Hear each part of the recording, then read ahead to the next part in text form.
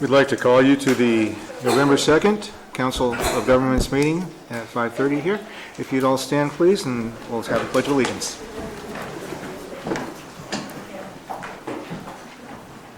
I pledge allegiance to the flag of the United States of America and to the republic for which it stands, one nation, under God, indivisible, with liberty and justice for all.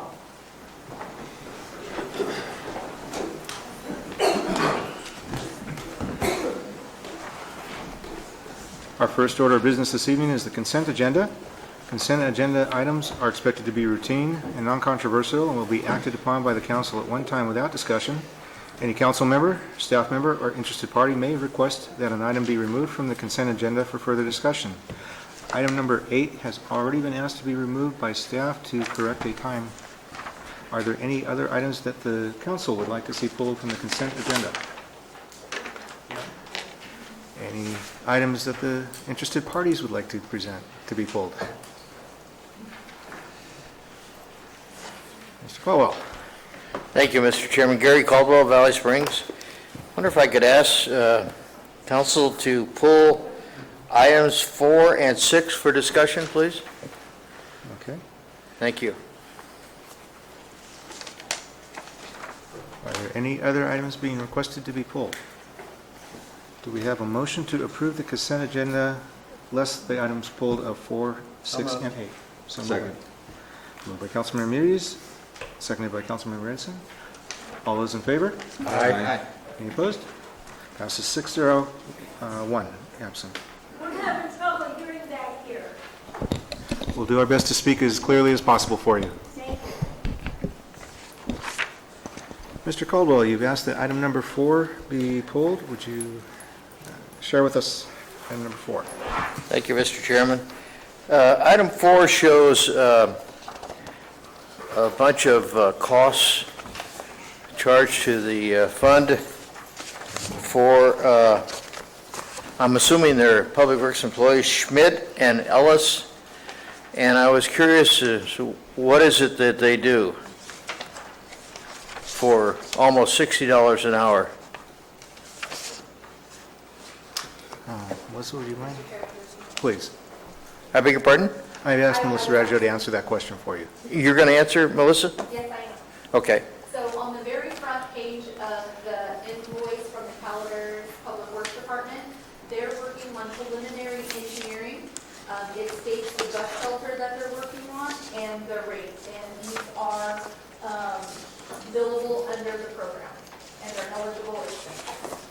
These are the loaded rates of the, and they're in the Public Works Department, correct? Yes, These are the loaded rates yes, for these two individuals? yes.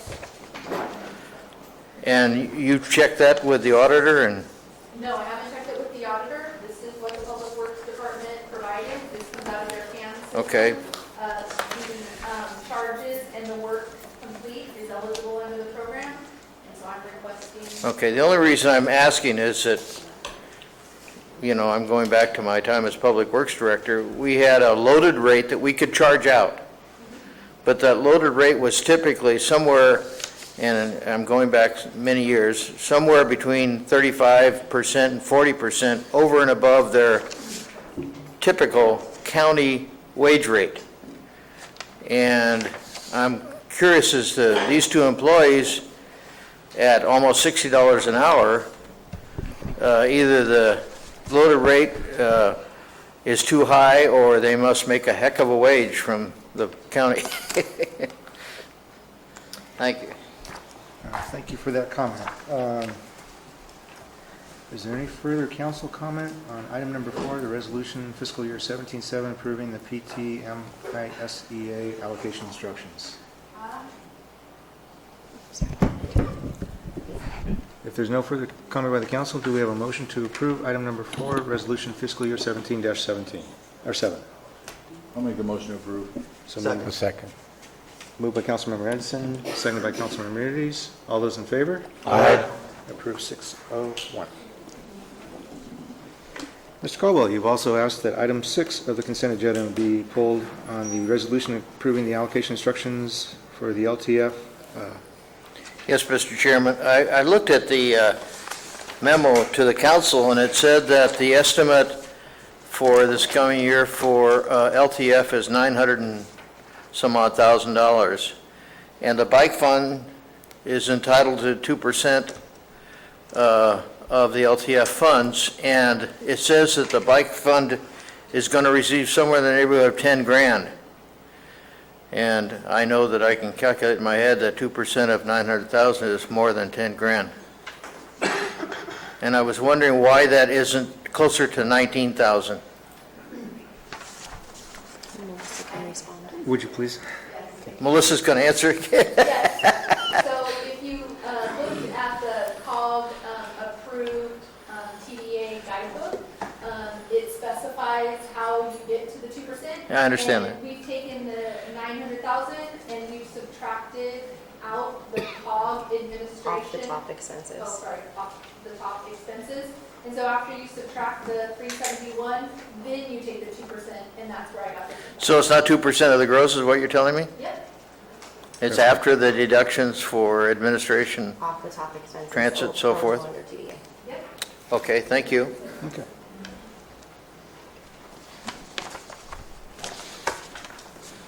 Now that we have item 6 clarified, do we have a motion to approve item 6 of the consent agenda? So moved. Moved by Councilmember Culm. Do we have a second? Second by Councilmember Reyes. Any further comment by the council? All those in favor? Aye. Approved 6-0-1.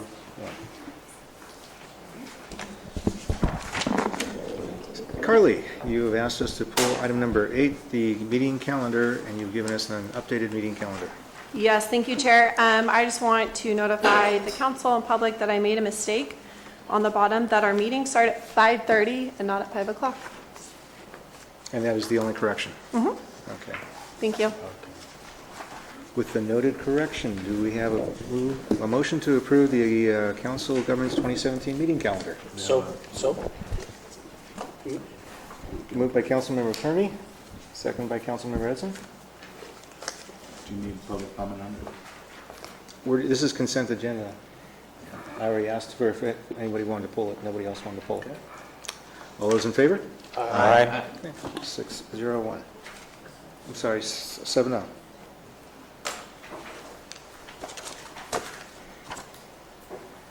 Okay.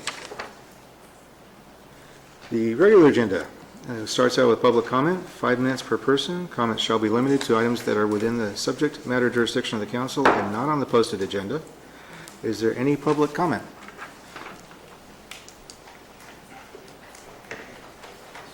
Okay. Seeing none. Item number 11, discussion regarding the background of the mobility management grant, the grant requirements, and board options. Staff or council direction may be provided. Staff. Good evening, Council. At the last special meeting on October 20th, the council meeting, the council rejected staff's recommendation to reject the bid for mobility management, an option for CTSA designation, and close the bidding process. The council then directed staff to bring back an option to award the contract to the single bidder, Common Ground Senior Services. At this point, the council has taken over the procurement process, and staff is looking for your direction moving forward. Staff has provided a detailed memo to provide the information regarding the purpose of the grant and the RFP process. We've also provided the list of deficiencies and committee members as requested by council members Edson and Kearney and Elizabeth Thompson from Common Grounds. The memo is meant to really lay the foundation so the council is fully informed and aware of the risks moving forward. Staff at this time remains committed to the recommendation to reject all bids and close the RFP process and to deobligate the funds. We do see this as the best option at this time. And I'll turn over to Melissa. Thank you. I just wanted to let the council know that I support Amber's recommendation, and I commend her on a very detailed and responsible staff memo. I think importantly for the council to know that these are COG funds and no agency is entitled to them. I support the recommendation to reject all bids, close the RFP, and deobligate the project. I think the heart of the story is that we tried. We put together a visionary program. Unfortunately, we didn't receive adequate responses. And rather to then continue to stick a square peg in a round hole, I think that we need to deobligate these funds.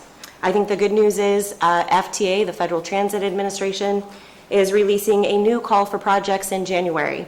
So there would be nothing that would stop Common Ground or any other local nonprofit agency from being a direct applicant to this process. So I think COG has the responsibility to all of our partners involved in this process. And I'd like to highlight that, in fact, they are all partners and not competitors in this process. And I think it's our responsibility to move forward in the best interest of our organization, the Calaveras Council of Governments, and deobligate these funds. Amber and I are happy to entertain any questions that the council may have pertaining to this staff memo. Council comment. Until after public comment. All right. I'm waiting for public comment. Yeah. Public comment on item number 11. Mr. Chairman, if I may Yes. just make one comment. I know there's a lot of interest in the audience on this item tonight, and in the 2 times past that we've heard this, several of the members of the public made 2, 3, 4 trips to the podium, and the discussions look more like a debate between staff and the public rather than the public providing input to the council and then the council deliberating this decision. So I would ask that you use your discretion and limit every speaker to 1 trip to the podium. Okay. Jim, is that appropriate? Sure. Okay. What has been asked, and this is out of respect for everybody here and the process that we're trying to, is that if you do have a public comment, please come to the podium, tell us who you are, and make your public comment. But we're not going to try and have this be a back and forth discussion this evening. We'd just like to hear what your public comment is and go from there. Thank you. Do we have public comment?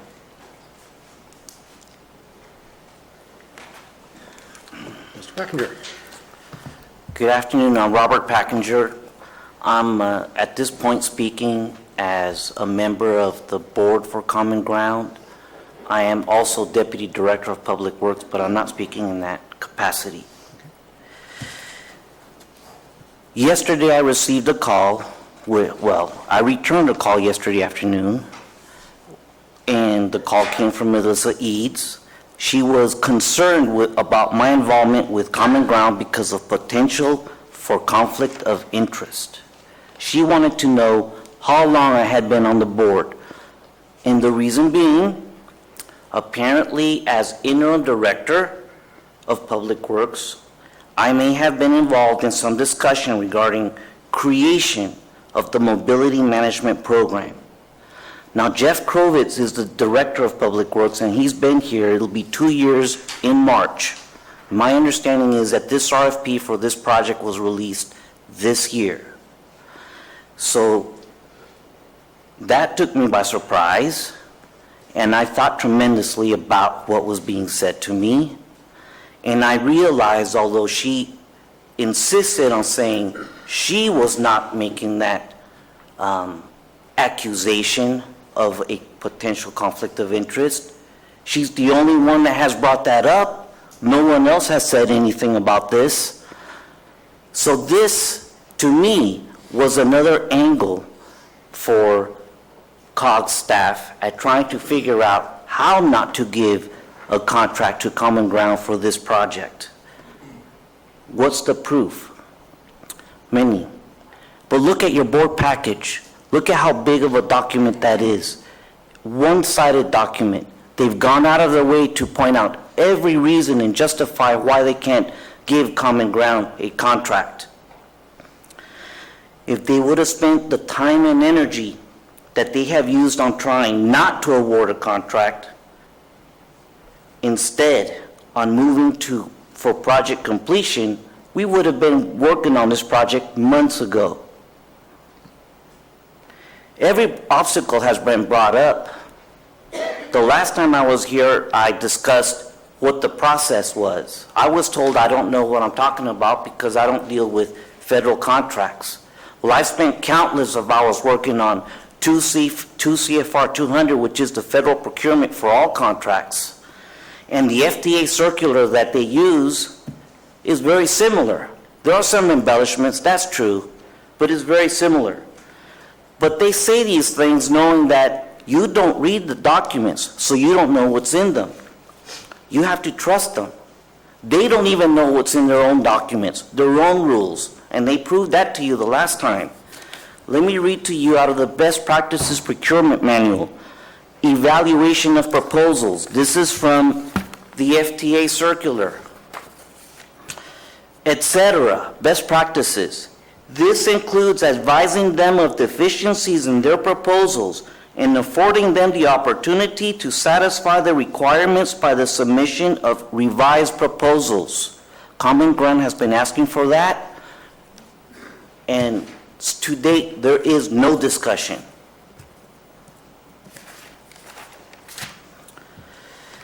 So, in my capacity as in Common Ground, it's a worthy cause. I'm a volunteer. And to me, the idea that there's a potential conflict of interest is offensive. Let me tell you a few of the things that I'm involved in, so that maybe it's clear and there's complete transparency. I'm in the American Legion. I'm district president of the Stockton District of the Italian Catholic Federation. I'm also a member of the St. Patrick's Italian Catholic Federation. I'm a member of the Knights of Columbus.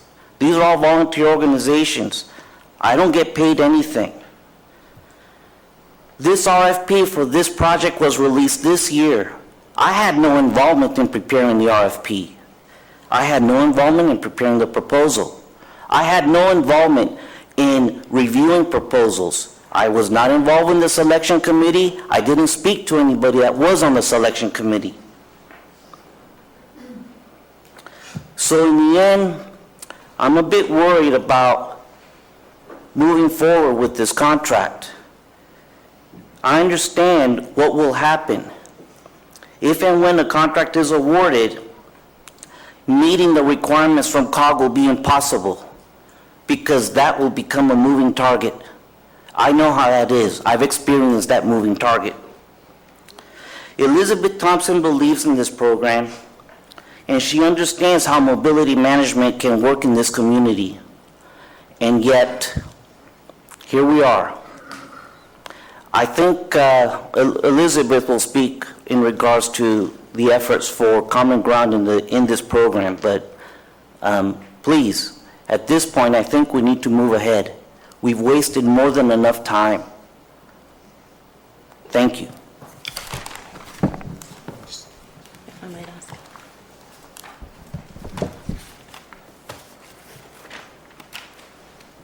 Can I ask a question of Robert?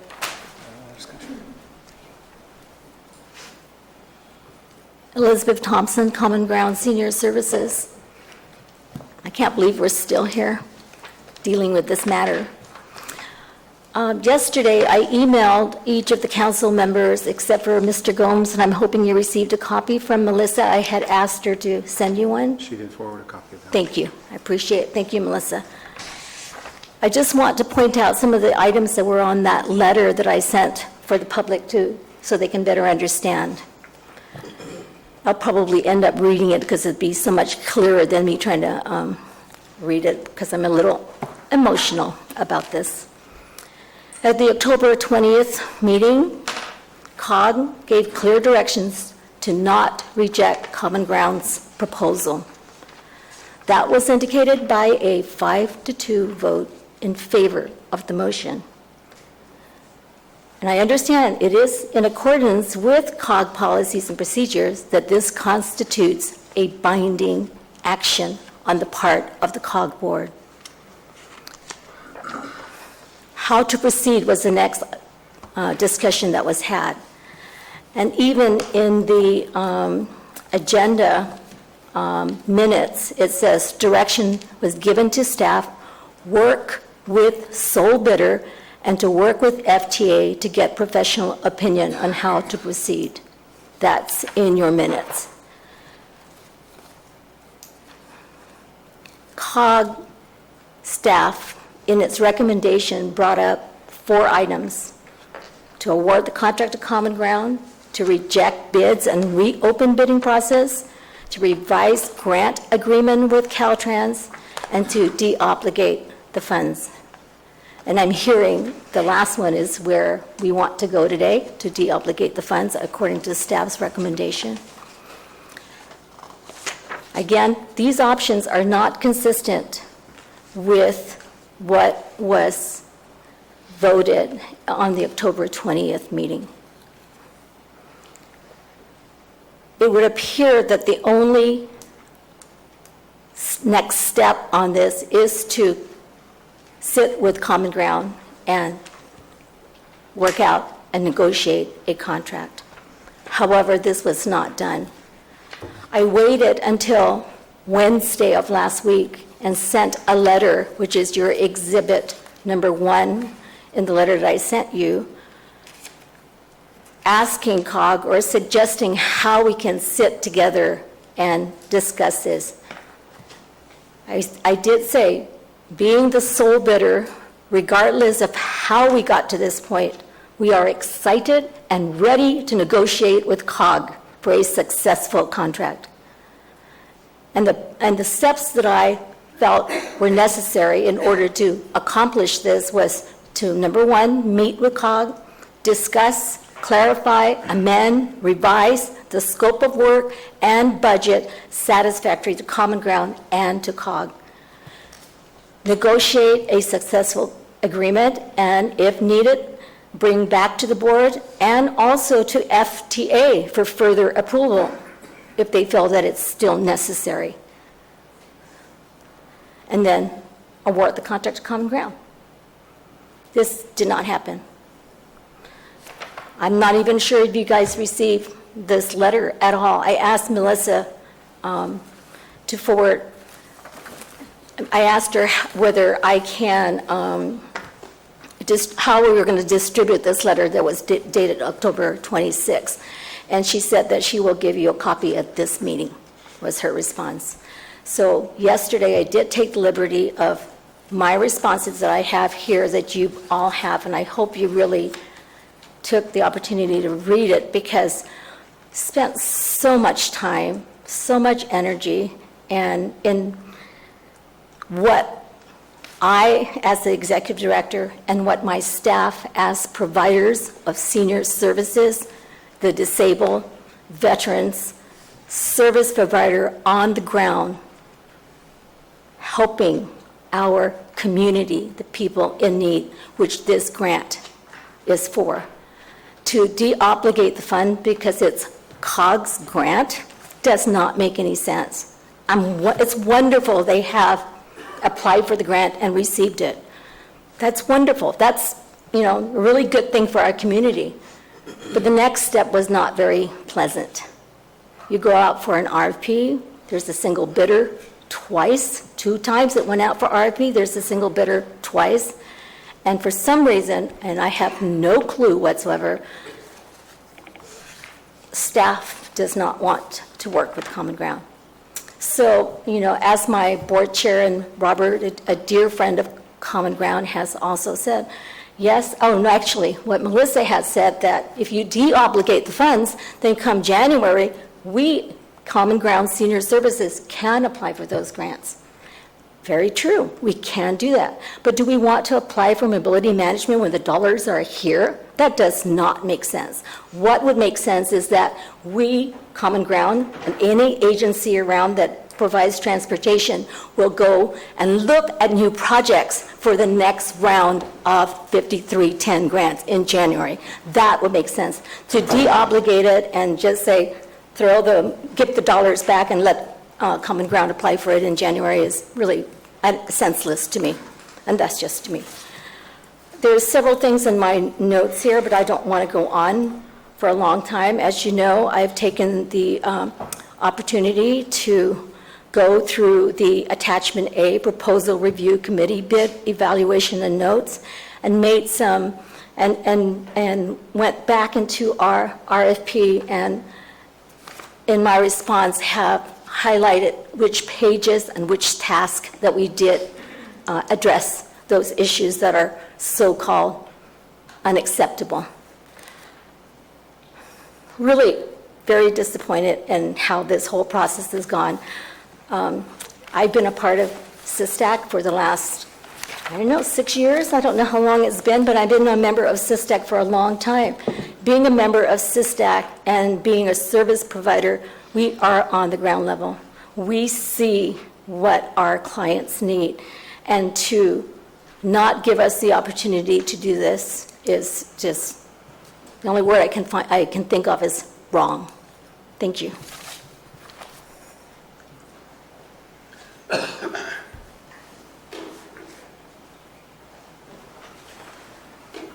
Good evening. Nikki Stevens, resident of Calaveras County. I just have a question. I know you can't really answer, which is kind of odd when I'm doing public comment. But I just, from my perspective, from my professional perspective at Mark Twain Medical Center, we collaborate on many projects with Common Ground. My question is, as a citizen and as a collaborator of the facility and all of the projects that we work together to better support our elderly population, what are the impacts of this going to be going forward for the residents of Calaveras County, in particular our senior population? That's just my question to all of you. Thank you.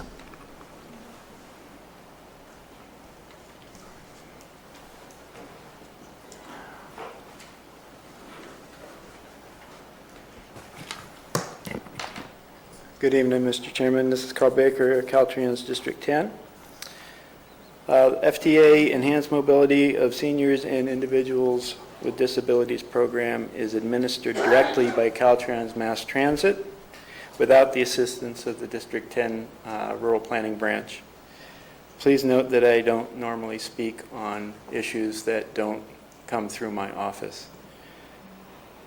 The RFP and proposal evaluation process is intended to isolate consultant selection from political influence by limiting consideration to evaluation of the proposals submitted. The published CCOG procurement procedures and the Policies and Procedures Manual both reflect and supplement and are supplemented by FTA Circular 4220.1F and its associated guidance. CCOG staff is responsible for understanding and following COG, state, and federal policies and regulations. Your staff report gives a thorough and honest effort by staff to explain the procedures and their implementation for the COG board.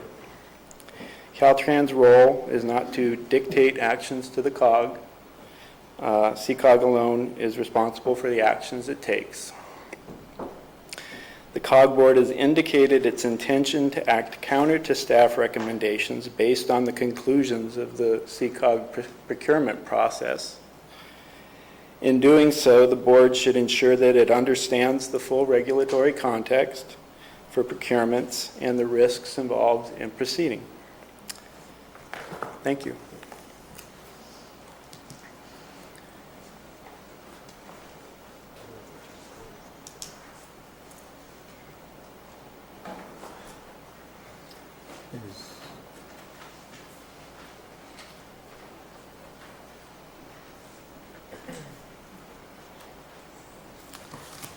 Good evening, Marty Crane.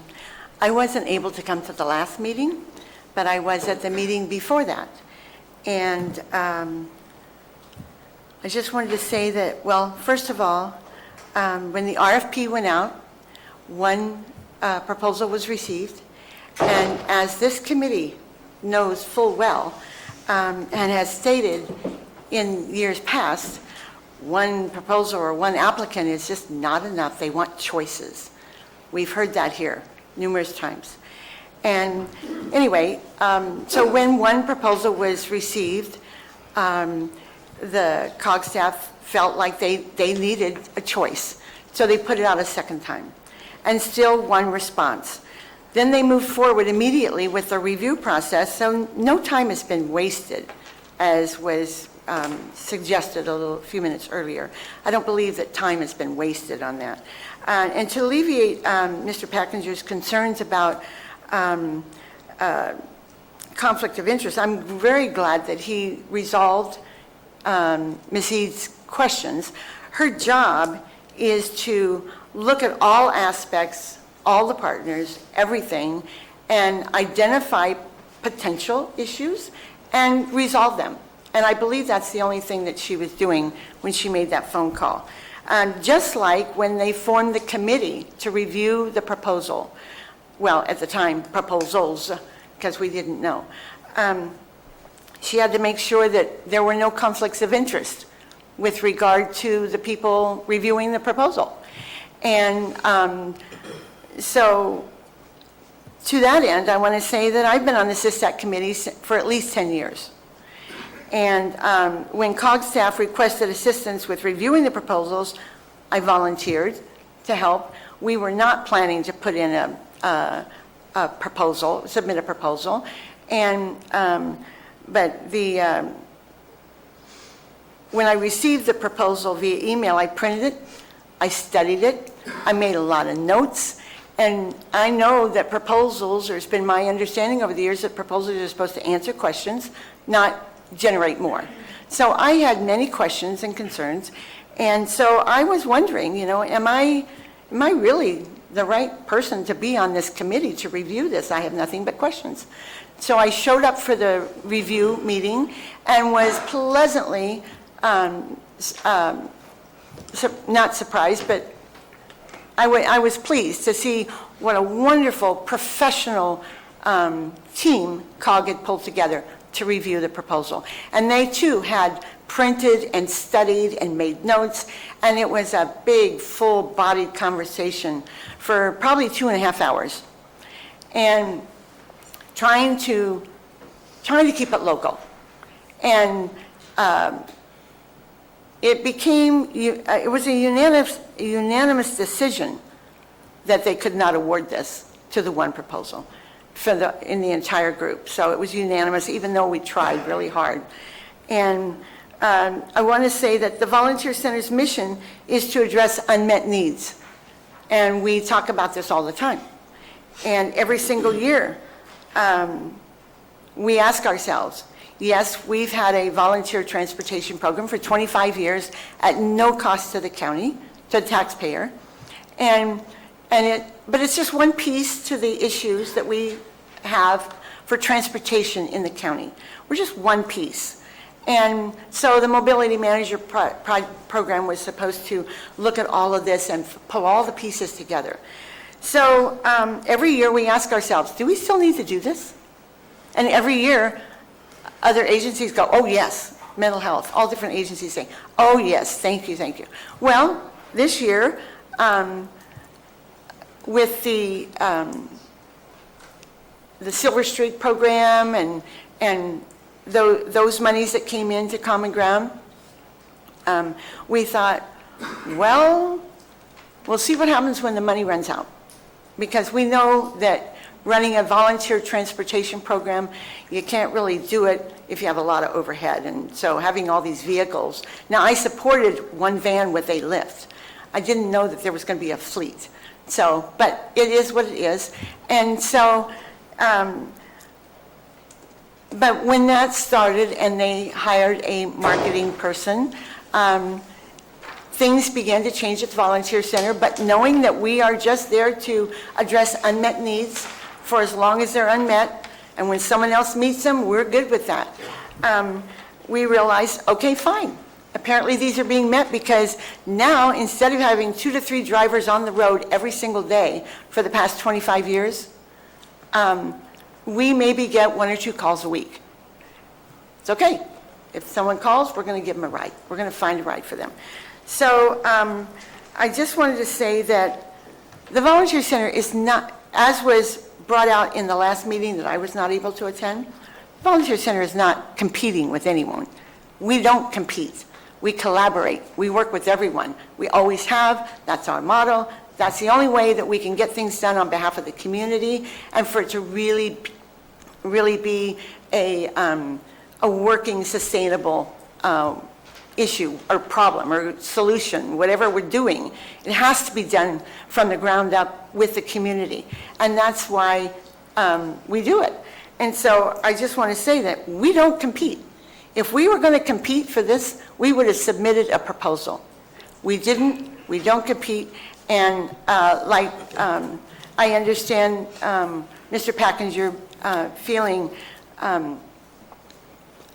offended by the question, but I understand why the question had to be asked. The question was asked of me as well before I agreed to be on the committee. And so I find it, I also wanted to say that I also saw in here that the names of the committee members were revealed, and I found that to be disheartening. Not that we have anything to hide, but it's hard enough to get people to serve on committees, to work on behalf of the community, without them making them targets for whatever decisions they may make as a group. And I would just hate to see that be something that you continue to do.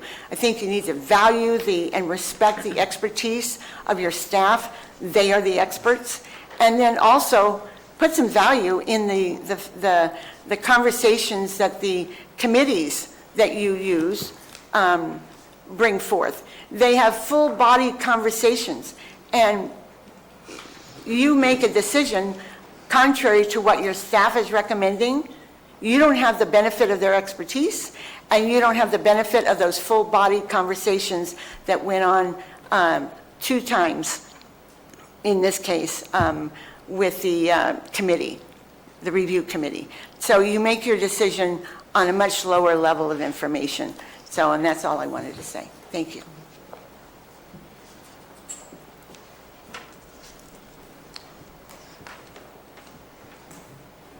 Any further public comment? Council comment? I would like to say I agree with the staff direction to deobligate the funds.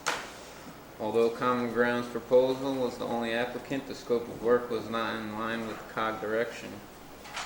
Under the mobility management position, a proper proposal would have stated the objective or goal as the tasks were written under that specification and specified how each and every one would have been met with the timeline. So at this point, I'm going to have to agree with staff's direction. Further council comment? Two questions. May I ask, I Carl? really don't want a discussion unless it's something to clarify with staff. Actually, since they're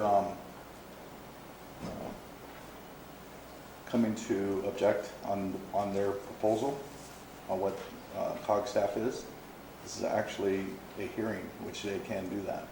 Because Jim? it's an RFP proposal. There's no COG rule, it's just a hearing. It's just difficult, standard everyday board item. It's not adversarial, there's no trial involved. There shouldn't be.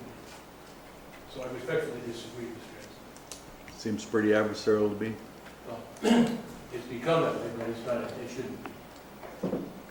So may I pose a question or not to? Are you asking to clarify a public comment? Yes, from the applicant. Go ahead. Okay. My question is for Mr. Packinger. Okay, Mr. Packinger?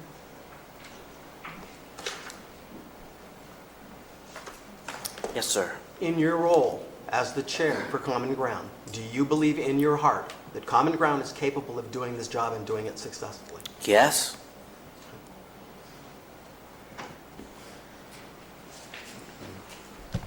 Can I clarify? Is there further council comment? I have a question. In looking at the 4 alternatives that staff is essentially saying that we have for consideration, the last sentence under the first alternative, it's written that the council is aware of the risks involved in this option and staff's recommendation against this. And this option would be to award the contract. But you don't say specifically what those risks are, and I'm concerned, or would like to hear an explanation about the financial risk. Since COG is the grant recipient and Common Ground would be a sub-recipient pass-through agency, doesn't the compliance responsibility and fiduciary responsibility still lie with COG? Absolutely, 100%. The fiduciary responsibility is that of the Calaveras Council of Governments. That's why it's so important for us to utilize these proposals as a baseline for an agency's capacity to deliver the service on our behalf. So if there's success or failure, that success or failure will be borne this agency, not the sub-recipient. So therefore, if we fail to deliver based on the terms of our agreement with the FTA, the COG could be in jeopardy of paying back those federal funds to that agency. So the success and failure is on this board. Correct. Okay. Well, my method of trying to figure out what my position was going to be on this is to identify the two things, the two alternatives that I would not consider entertaining, and that is option 1 and option 3. And so that leaves the alternative of rejecting the existing proposal, going back for another RFP. And my guess is that Common Ground would put together an RFP, and they would touch upon everything that's been identified as a weakness in their current RFP, but they would be submitting what they feel would be a successful recommendation, not necessarily submitting what they truly have the capacity to do or perform.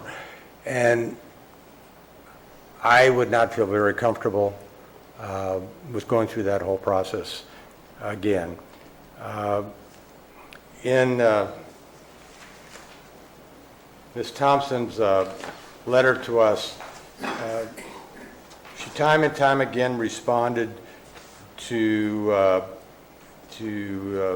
portions of the RFP, and at least 17 times in her response, she used the statement, "It is unclear as to what COG is looking for."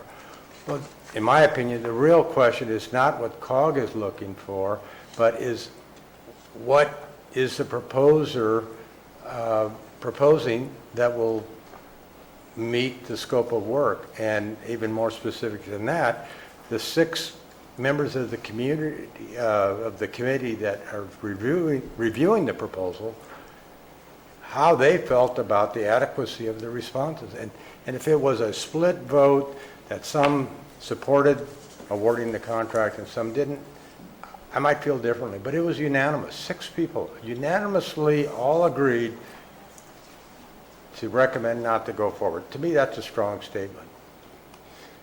And so I'm not in favor of going out again for another RFP. That leaves the final alternative of number 4 to de-obligate the funds. And as much as, you know, there's been a lot of energy and effort put forth by everybody, I think in the best interest of all concerned, that's the recommendation I will support.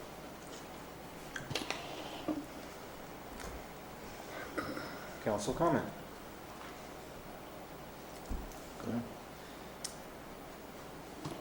I'm not really sure where all of these 4 alternatives came from, because at the last meeting, the direction was given to staff to work with the sole bidder and to work with FTA to get professional opinion on how to proceed. But it seems like we've almost opened this up to another whole discussion instead of doing what we were directing to do. To me, we should either be saying yes or no. Instead of these 4 alternatives, I disagree with the fact that time has not been wasted. This mobility manager has a lot of opportunity to help those who are in need, and there's funding that is here. I found it interesting that these are called COG funds. I thought they were taxpayer funds, and we have a responsibility to use them despite what agency may have the initial control over the grant.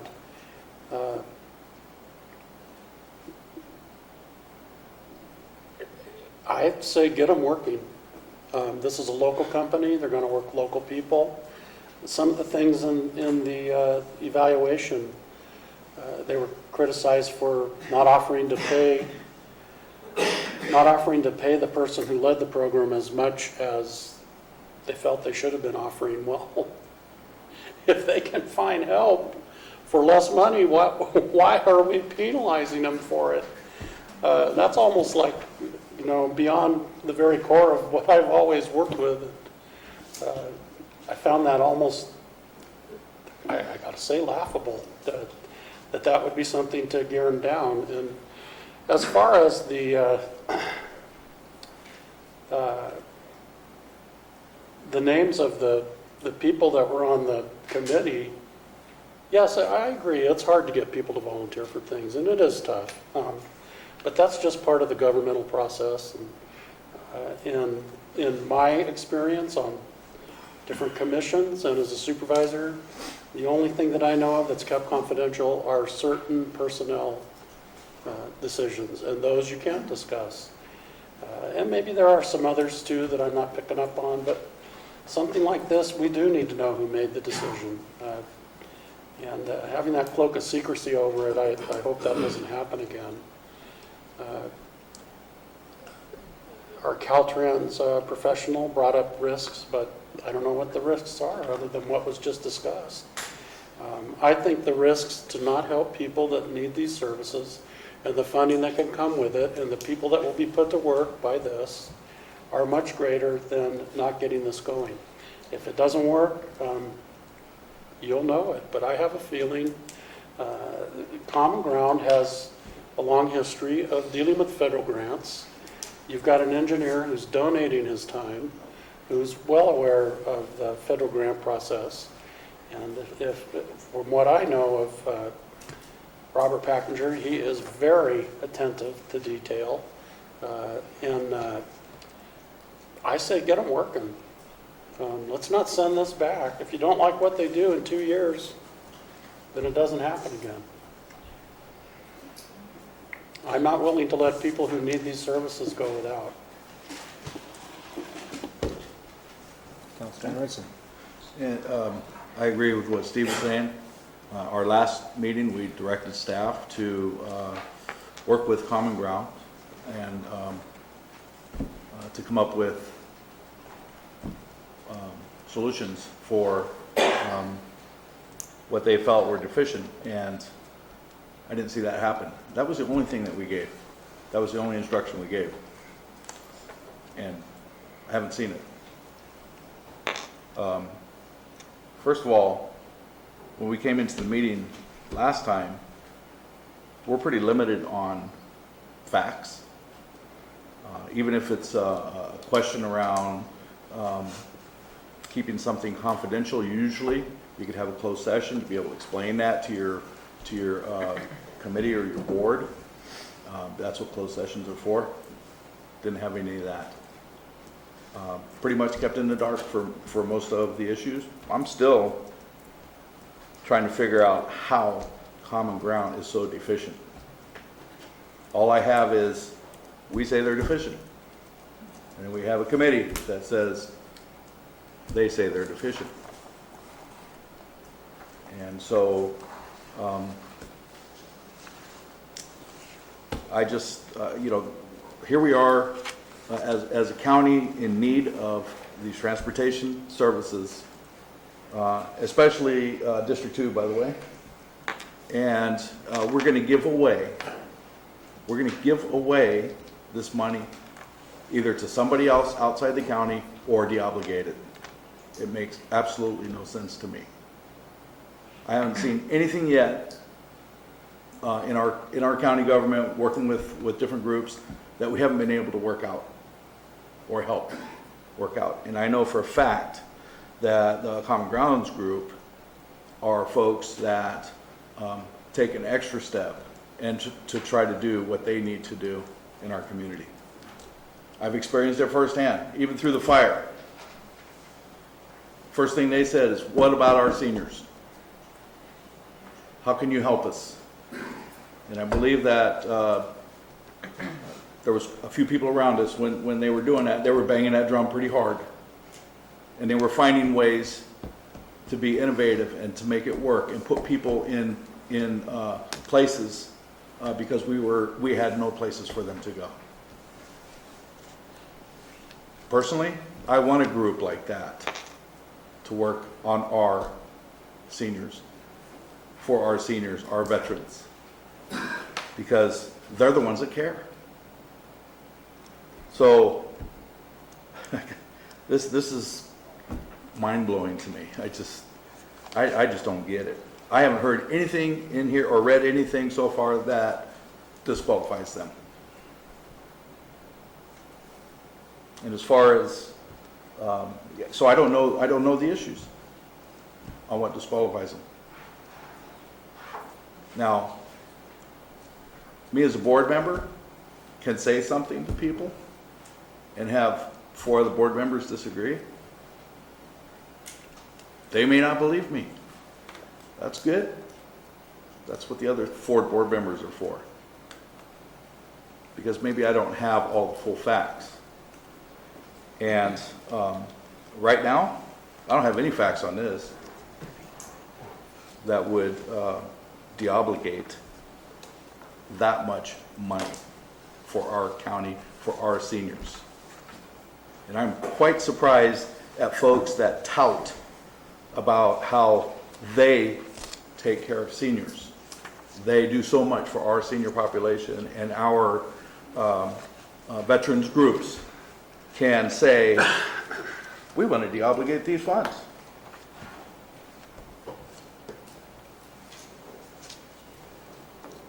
So I'm just unclear on the real motivation behind it. Mr.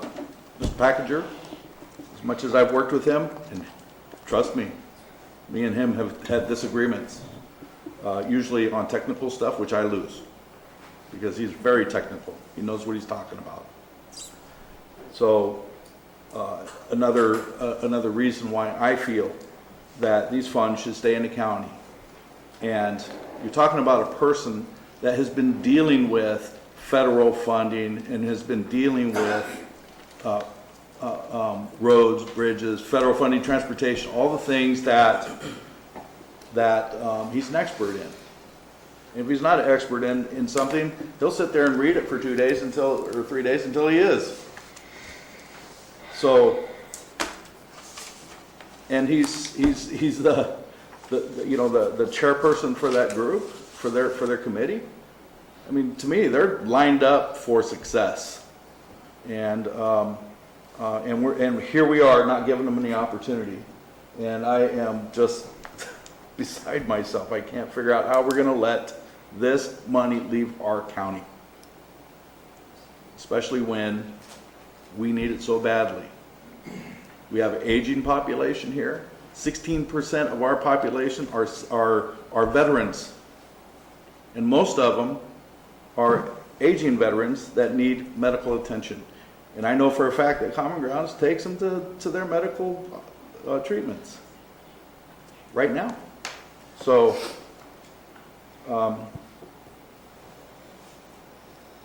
I'm sorry, I just can't see doing anything else but keeping that money here, awarding it to Common Grounds like we already voted on. And I don't understand why staff hasn't sat down with Common Grounds to work out the details. To me, that's where we are right now. We don't have, in my mind, unless we're going to take that vote back we did last week or the week before, which I don't know how we do that. It happens twice now. It happened twice. I don't know how we can even consider any of the other options except moving forward with the RFP with Common Ground. Thank you for your comment. Steve? Can I have one more? I just want to remind the council, in the discussion at the last agenda, it said, according to FTA contracting guidance, a single bid is considered a sole source if competition is determined inadequate. We went to the game twice, and we only had one team show up. We have a sole source who has worked with many different programs. They have, if you looked at all of the material, they have a budget that's way over $800,000. It's not like this is new to them. If they are not perfect in their bid, then fix it and teach them what they need to do. And if it really doesn't work in 2 years, then they don't get it again. But I have a feeling they're going to be successful at it. And to not give it to them, when we have people in this county who are in need of these services, just absolutely is beyond me. Any further council comment? I'd just like to say one thing. It was, it was said earlier that that some groups don't take taxpayer money to survive. They all do. It is the taxpayer money. And Volunteer Center is one of them. They get money out of our budget, out of the county budget, to survive. So this, this is, I don't know, I don't understand why this is so hard. I got to tell you. So, anybody else? Okay, well, as the chair, I've been here at every meeting, even when we've had some members absent. I have looked at this documentation and reread it. I am not surprised at the staff's recommendation. I think the documentation has been very clear. I think they outlined a very succinct and well thought out rationale as to why a very difficult decision to not recommend awarding this contract should be made. I am not a transportation planner, but I also have been involved with boards and making executive level decisions for many years. And I defer to the experience and expertise of staff to make sure that they are watching out for me as a board member to make proper decisions on a fiduciary basis, which is to watch out for taxpayer funds. My concern, and hearing both Caltrans addressing the board saying, be aware of the risks involved. The risks involved are very clear. We are the responsible agency for these funds. If we do not deliver a project, we are responsible for return of those funds 2 years from now when we're audited. That's the concern and that is the risk.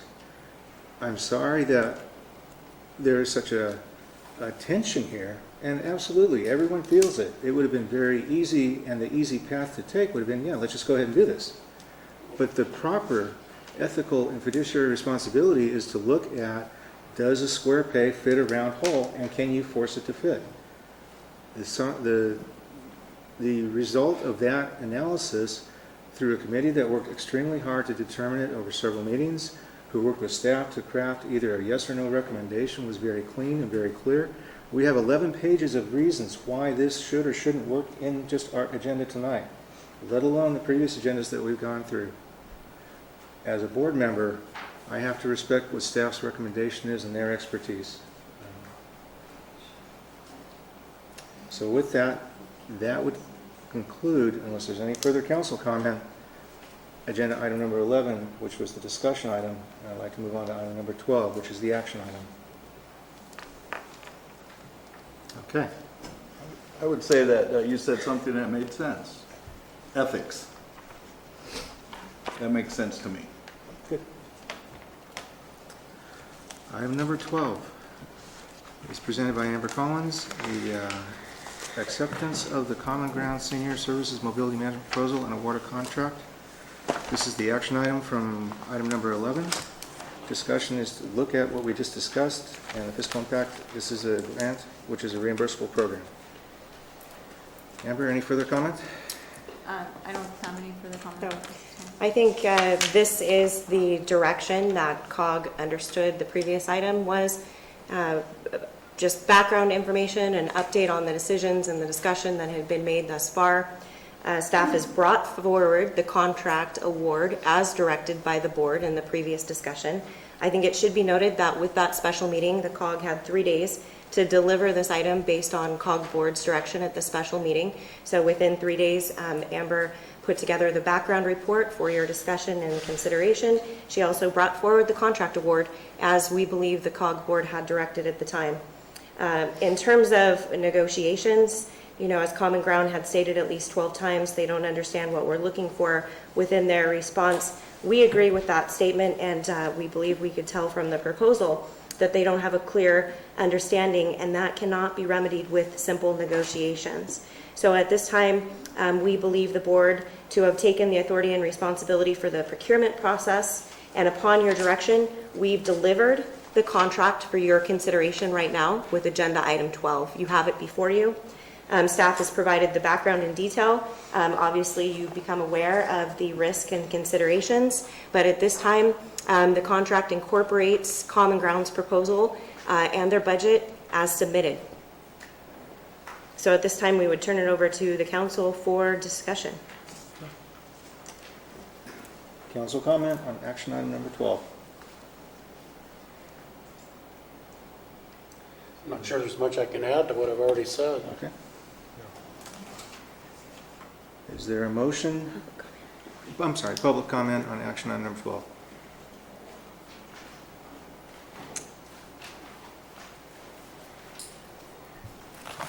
Elizabeth Thompson, Common Ground Senior Services. I'm totally disappointed in Mr. Wes, Justin, and your comments as well, because you don't know who we are. You have not taken the opportunity or the time to really find out who Common Ground Senior Services is. We have been receiving federal funds through a pass-through agency for the last 16 years, excuse me.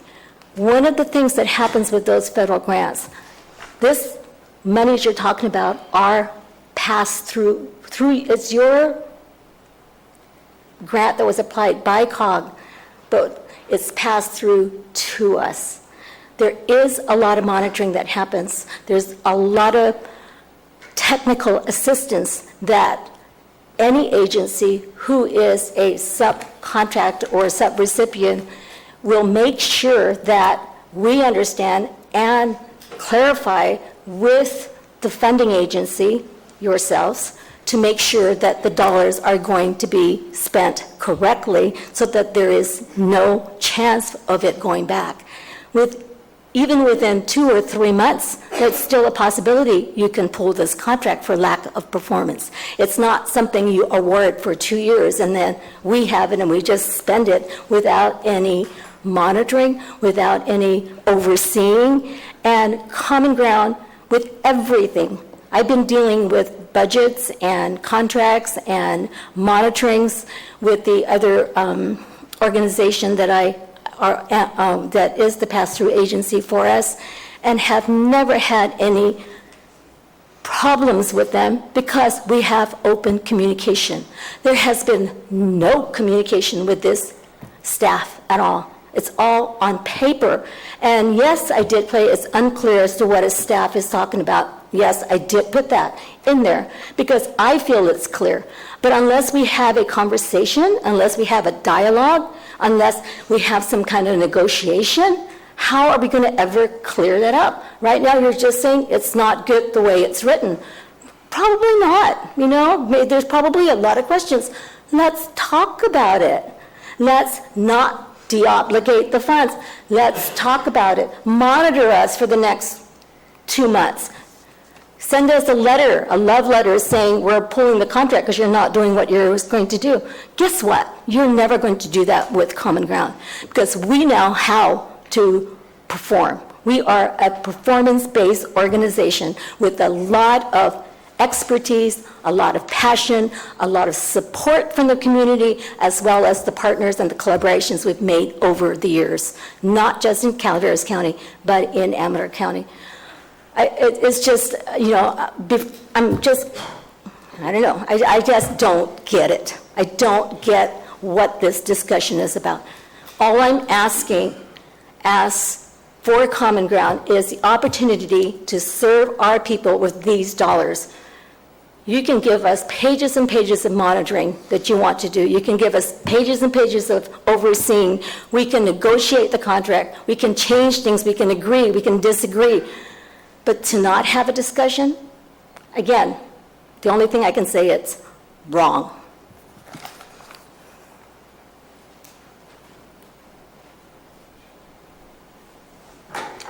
Any further public comment?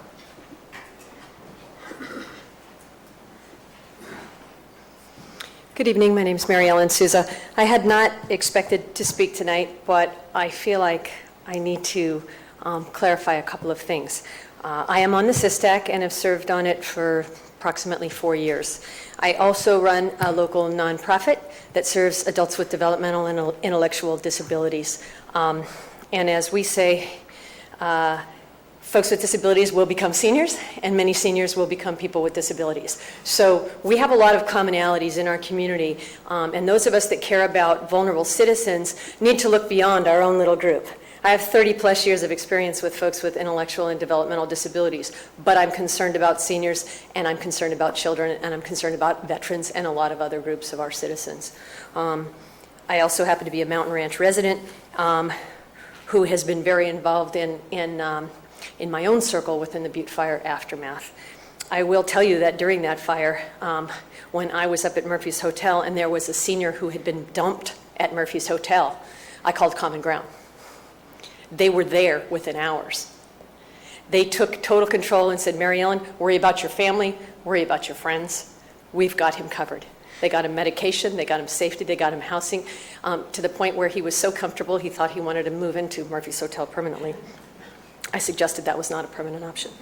I have to express a couple of concerns as a professional as well as a citizen. I was volunteered at a SISTAC meeting to be on the review committee for this project. Just a little bit about my experience. I've reviewed grants in the past, including grants in Washington, D.C. for the feds that related to transition and special education for adults and kids with disabilities. I did not sit on that committee as director of my organization. I sat on that committee, the review committee, as a SISTAC member. Two things were emphasized to me right away: confidentiality and conflict of interest. And I am all for transparency, especially when we're talking about taxpayer dollars. I have no issue with my name being put forward, even though it was made very clear that none of us were to speak about anything that happened on that committee outside of that committee room. We spent a number of hours at it. What I am concerned about is that it looks like a unanimous decision. I, as a committee member, did not feel that I had the option to say, here's my dissent and here's the reasons why, and that comes to all of you. I was under the impression that a committee decision had to come to you.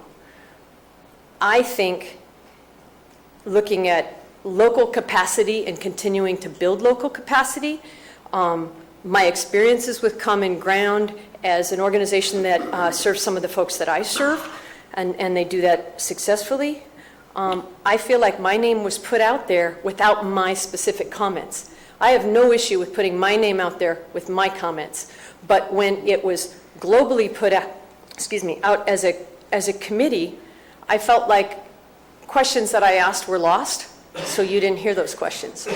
Answers that I asked or offered, you did not hear. So while it is true that you did not hear all that happened in that room, I feel like my input on that committee is not being heard by you because it was condensed into a group decision. If I had thought that we could have a 5-2 vote or a 4-3 vote or whatever number of people were on the committee, I don't remember off the top of my head, I would have made that clear and I would have put my comments clear so that you could see that. So I feel this is the first time that this has ever happened to me. I have not sat on a volunteer committee before or a grant review committee before and felt like, you know what, I wish I hadn't been on that committee. That saddens me. I intend to be an active community member for a long time to come. But honestly, based on my experience with this, if I were asked today, would you do it again? My answer would be no, thank you. This feels, not to sound like a sixth grader, but icky. It feels personal. It feels like there's emotion and a certain amount of vindictiveness involved, as opposed to what do we need to do? We need to get boots on the ground, serving seniors with dollars that are available. I was not able to be at the last two meetings. I watched some of the tape, not all of it. But my understanding after the last meeting was that the decision was made and that there would be dialogue to tighten up, because I have questions about the proposal, and I put some of those out during the committee meetings. Clarify those things, have that dialogue. I mean, I just don't understand why we're not working together on this. Clarify the deficiency or what needs to be improved, and let's get it going. It's a resource, and gosh, I hate to see a resource that's here be turned away while seniors and people with disabilities lose access to a really needed service. So I am, as a citizen, asking you to consider the track record of that organization, consider the monitoring that's in place to ensure that those dollars are spent, and let's get it going. Thank you for the time.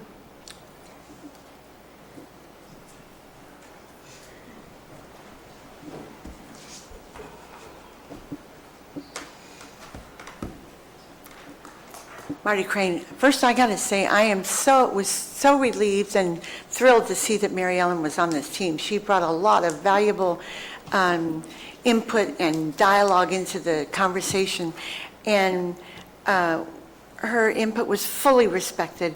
I was not able to be there in person in the second meeting, but I was there on the phone, listening in and participating. It was my understanding at the end that it was basically a unanimous decision, so as a group decision. So maybe, I don't know. I do know that she expressed her concerns. We all did, and we worked very hard for a long time to try to keep this local, and found that we couldn't do that.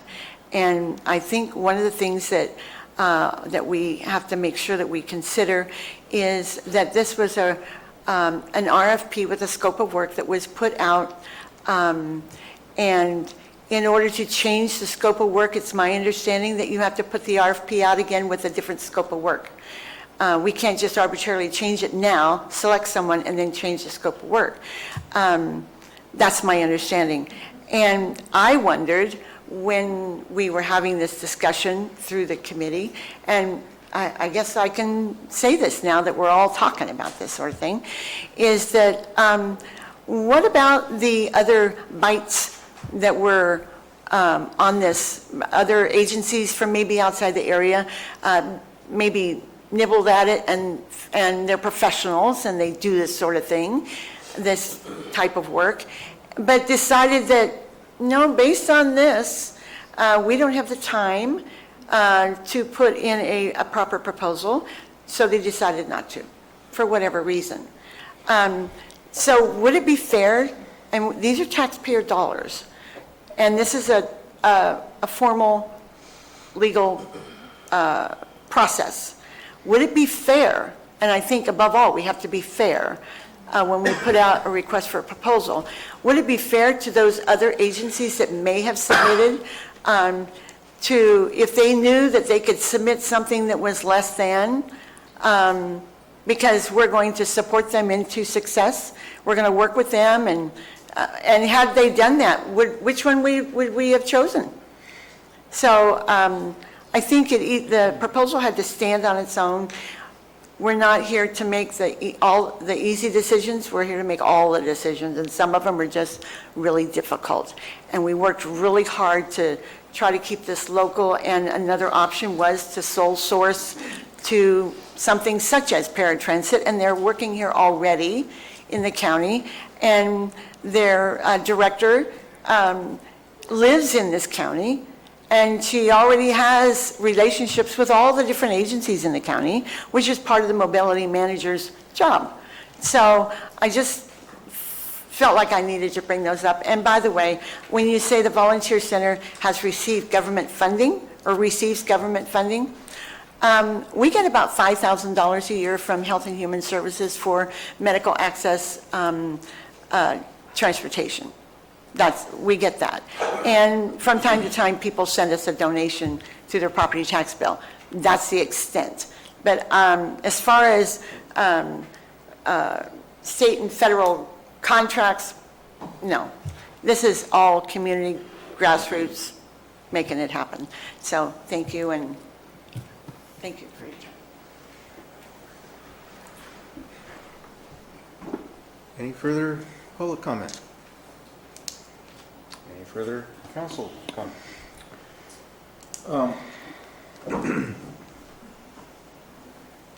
I'll just say that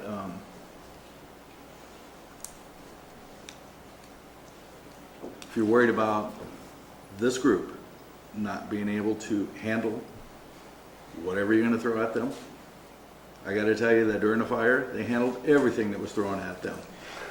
And they worked on the fly with every agency that I know of, including the Calaveras CCA R group. They put 73 people working with other people into homes within a 3-day period on the fly. And you think they can't do this? These folks are very committed and very organized, actually, and they are extremely passionate about what they do.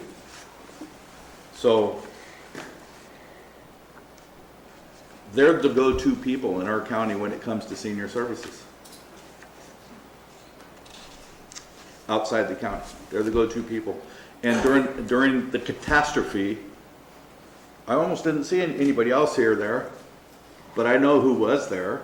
They were there every single day, and I know there were some of the people in the audience that were there, and they know it too, every single day. So, in my opinion, I would much rather work with somebody that like that, who can make things happen out of nothing and take care of our seniors, and still taking care of some of those seniors that are displaced from that fire. And they are very, very passionate. They will make it work. So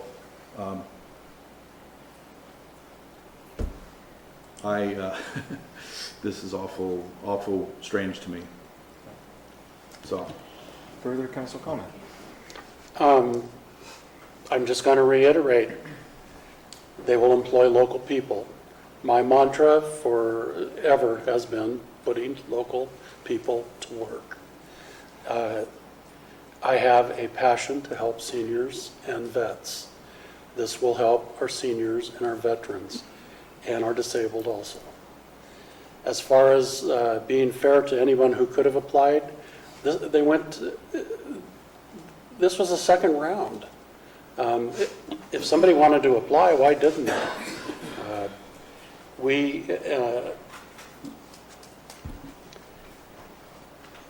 They exposed themselves the first time to competitors bidding against them. Nobody stepped up to the plate, and then when it came up a second time, they did it again. I'm ready to give them this contract and put them to work and get our senior citizens moved, and our disabled moved, and our veterans moved, and I think it's perfectly fair. If they really aren't able to do it, then you'll be able to audit that and put a stop to it. But for us to send this money back is an absolute travesty, and I just cannot do that. I move that we award this contract to Common Ground and get them working. Second. Okay, we have a motion that is on the table, and a second, moved by Councilmember Kearney, seconded by Councilmember Mudis. Any further discussion? Steve makes a great point. There's $200,000 roughly sitting here that's intended to help the people in our community, and giving it back just seems insane.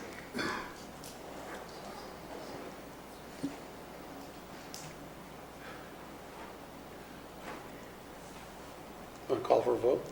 Call for the vote. All those in favor? Aye. Aye. Nay? Aye. Oppose? Motion does not pass. 3 to 4 to 0.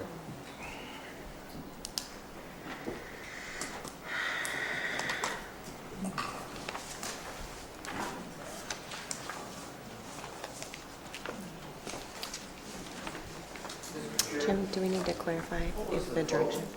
3 to 4 to 0. 3, 4, 0. 3 in favor? 3 in favor, 4 opposed, 0 abstain.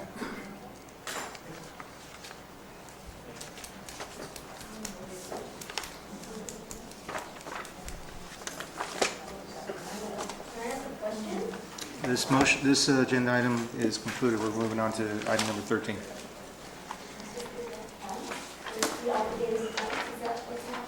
Do we need to seek clarification from Jim if we need direction to move forward, or if the information received at the previous item is direction to move forward with the application? Jim, do we have direction at this point with it being rejected to move forward with any action at this time? I don't think the obligation to move that direction is clearly good. Okay. I don't think that was good. With this That's the agenda, implication, but it wasn't good. is this agenda item open to making that as a secondary motion for clarification? Something the staff can do it, but they need the direction to do that. Okay. So we're going to ask the council for direction to deobligate the funds after having rejected the sole bid. Is that the direction? I would put that in the form of a motion Okay. if Will appropriate. you move that? Yes. Moved by Councilmember Cohen, seconded by Councilmember Catalano. Council comment? I think we've had quite a bit. Sure, I have a comment. Go ahead, give the money away. You know, now how many seniors are not going to be served by that money that could have been? Okay. Call for the vote. All those in favor of deobligating the funds? Aye. We already had the public comment on this action item. All those opposed? No? No. Again, passes 4 to 3. Okay, direction's been given.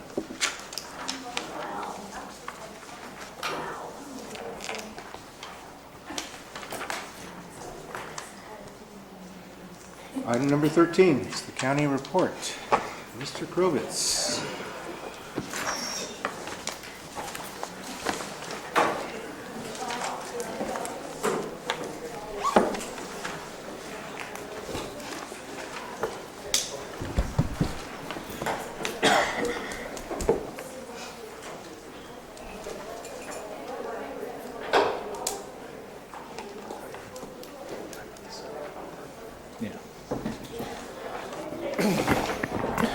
County report, Jeff Krovitz, Public Works Director. Only 2 items of interest, I think, to the COG Board. Item number 1 regarding the railroad flat bridge. We awarded a contract for construction management. So now we have a contractor in place, construction manager in place, and weather pending, we will move ahead. Second item of interest is continuing to experience some delays in the recovery portion of the Butte Fire for debris removal resulting from burned dead trees along county-maintained roads. The Board of Supervisors at a special meeting declared a local state of emergency due to the inclement incoming weather of the winter with saturated soils and a year of age on dead trees. So County Public Works is moving out with purchase agreements so that we can get fellers to take out trees that are beyond the capabilities of county road staff. And we are also going out to a request for proposals for an on-call contract because we have no assurity as to when we will receive permission from our federal partners as to when we can begin removing trees. Any questions on either of those items? Thank you. That concludes my report. Transit report. Good evening, Deborah Mullen, Calaveras Transit. We do not have the performance report for this evening. We've been working with the auditor and the county auditor, going back and forth a few details, and it will be hopefully at the next meeting and in accord with the state controller's report in all manner and all detail. One element that is included in this report, not previously, is kind of and this is at Melissa Eads' suggestion, a regional overview of ridership. As you know, ridership has been our great challenge in recent years. It continues to decline, and it turns out that it is declining for other agencies as well. And so Kelly Zonizer and I attended a meeting of the Central Valley Transit Managers Group. It's an informal group that has convened to share documents, resources, to share success and challenges. And that's a rather exciting thing for us to feel, to get the input from other agencies that are working through the same issues. So many of those members have forwarded their ridership trends to us, and that information is included in that report. So we are not alone in fighting this. We're not alone in seeking ways to keep our system sustainable in spite of that, and to work in whatever ways we can to move it forward. So we'll be talking about that more.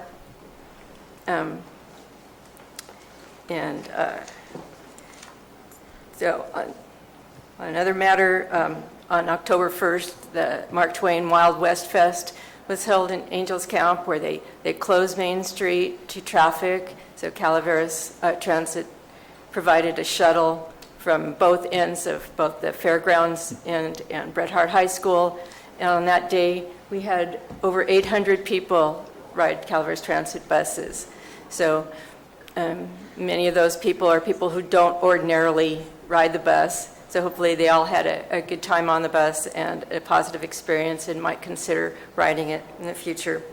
That day was the low point, though, for the Saturday Hopper. I don't know if there was a connection, but it was a day that was rainy, threatening rain. So that was a low day. And the greatest ridership for the Hopper, oh, I'm sorry, that was October 15th when the Wild West Fest, raining. The best day was October 1st when the Grape Stomp in Murphy's, and on that day 41 people rode the Saturday Hopper. So we're still working to get additional riders on the Hopper and working with community groups to make sure that we can correlate the service to events happening throughout the county, both ends, Valley Springs and Murphy's, Angels Camp as well.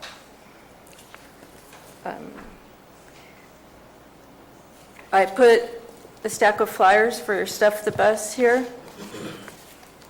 Urge everybody to keep some to, maybe I can get.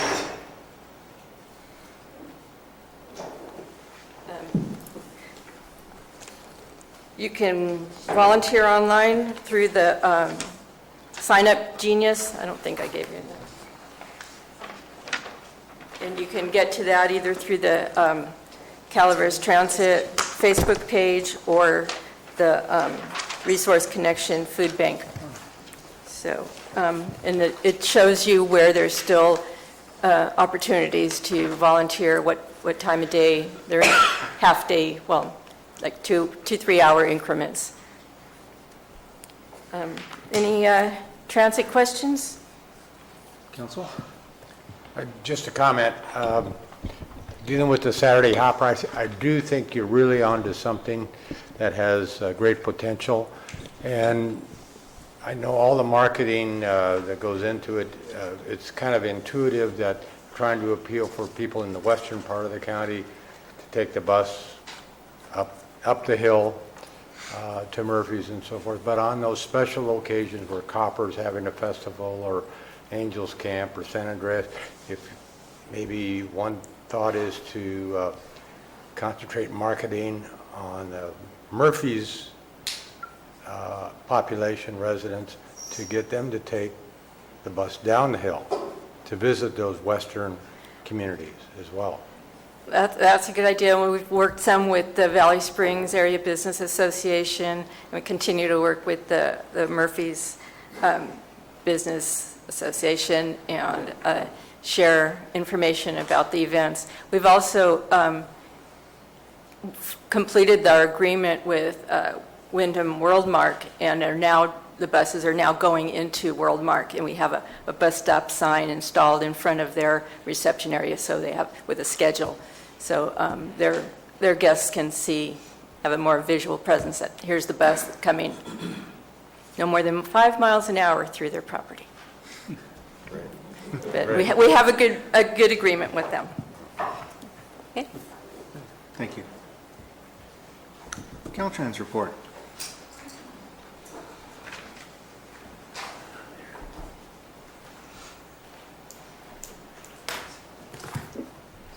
Thank you, Mr. Chairman. Carl Baker with Caltrans. Just a couple things tonight. Just an update on the Burson beacons. The contract has been approved. I've asked for an update on when it's going to go to construction. I have the RE's name, so I have the person to contact and haven't got anything back yet, but I will be following up on that. The only other item I have is the grants are due on Thursday, the 4th of November, so those applications should be coming in real soon.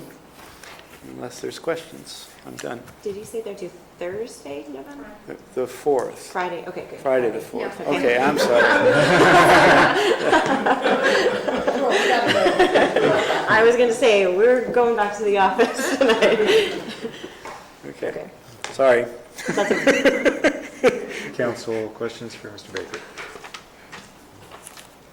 Okay. Thank you. Thank you. Do we have a representative from the City of Angels? Here he is.